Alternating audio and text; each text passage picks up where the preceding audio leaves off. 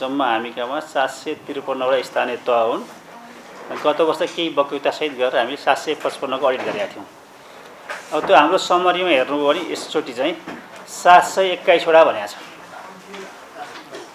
भनेपछि त्यो अरूको किन नगरेको भन्दाखेरि चाहिँ कति एउटा कार्यालयको एउटा निकायको चाहिँ उहाँहरूले अडिट गराउन हामीलाई अहिले अनुकूल छैन भनेर गराउनै चाहनु भएन।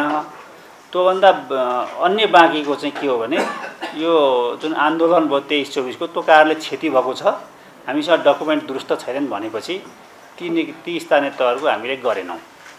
नगरिसकेपछि त्यो बेरोजगारी पनि घट्यो, लेखापरीक्षा अङ्क पनि घटेको छ।